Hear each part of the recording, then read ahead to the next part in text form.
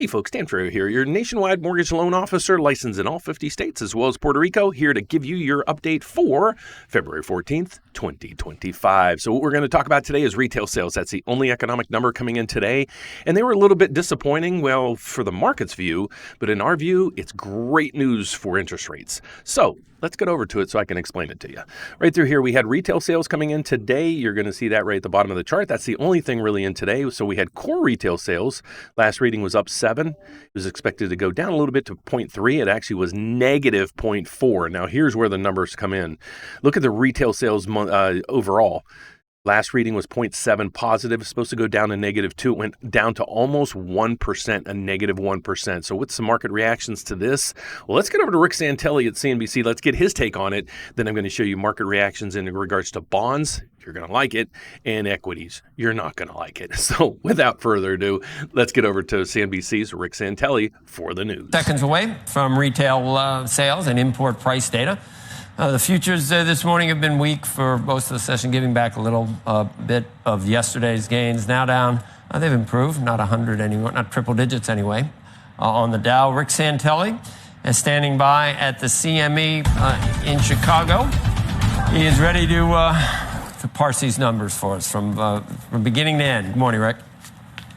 Yes, from beginning to end. Once again, viewers, listeners, there's a lot of numbers. I'll go slow. Retail sales, by the way, has had 4 consecutive positive months in a row. Will it be 5? The answer is no. January retail sales comes in on the light side. Disappointment. We're expecting down just a smidge.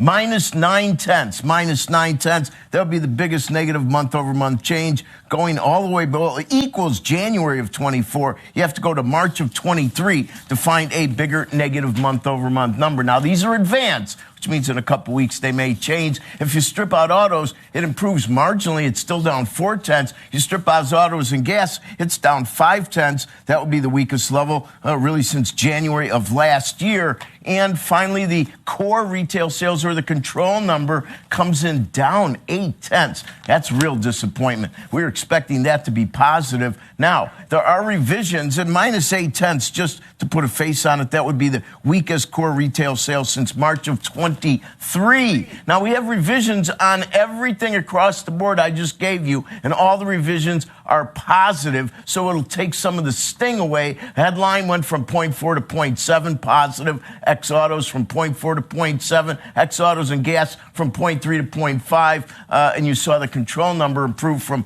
0.7 to 0.8. But we want to really watch these numbers and see if they change at all in the coming weeks when we get our final reads. Import-export prices, these are also for January. If you look at import prices on a month-over-month basis, up 0.3. If you strip out petroleum, it's up 0.1. If you look at import prices year over year, up 1.9%. And just to put a face on that as well, our last look was up 2.2%. So it is moderating to some extent. If you look at export prices month over month, this is a biggie. We're expecting 0.3. It is multiples of that, 4 times that, 1.3%. That would be the biggest export price increase going all the way back to, and this is going to be a ways on this one, 1.3 would take me to, dun, dun, dun. We're looking at May of 22. May of 22. So that is way back. Export prices being on the high side. Consider where the dollar index was a good portion of 24, and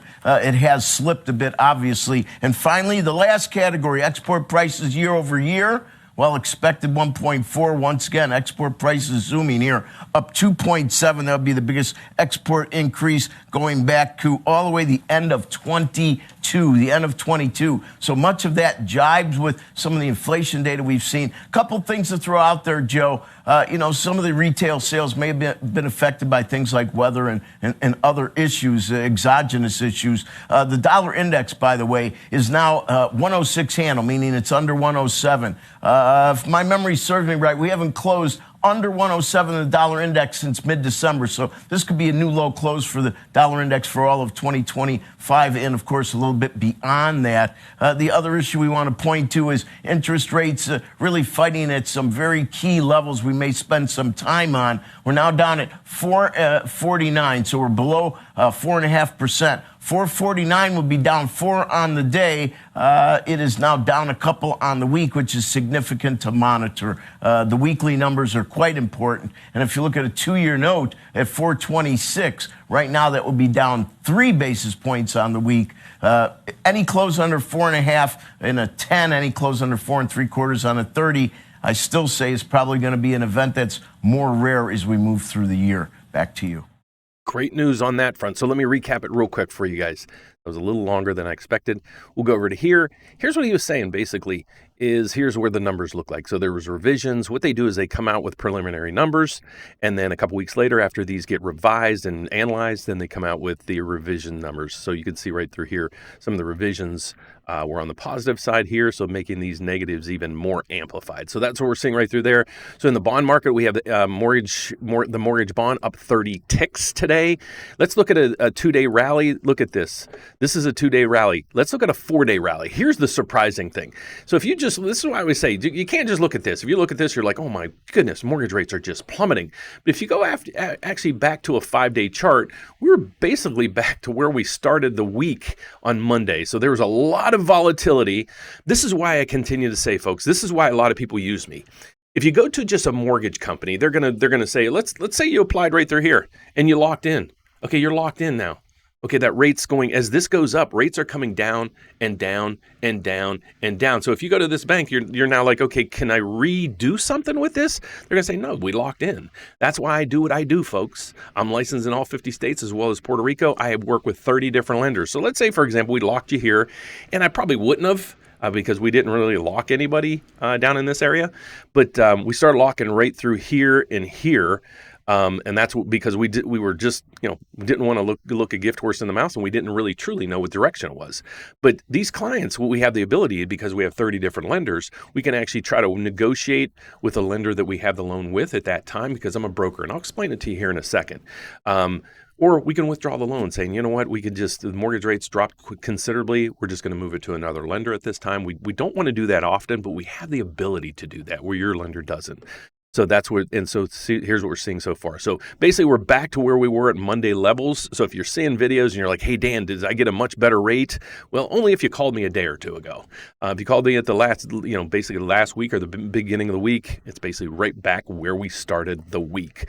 So that's what we wanted to talk about today. That is basically the main headlines that we have for today. So now let me go over and explain what do I do and how do I do things. So my name is Dan Frio. I'm actually a loan officer, and like I say, I want to be your loan officer for life, and I want to be out there no matter where you live. So I'm licensed in all 50 states as well as Puerto Rico, but here's the cool thing is, let's get over to my website right through here. If you want to check out what I do and how I do things, check out this long video right through here. I just posted a video yesterday explaining the whole process of how I shop your loan over 30 different lenders. So it's pretty intriguing. Check that out. But if you want to reach out to me to see if I can help you, again, I'm in all 50 states as well as Puerto Rico, and I'm set up with over 30 different lenders.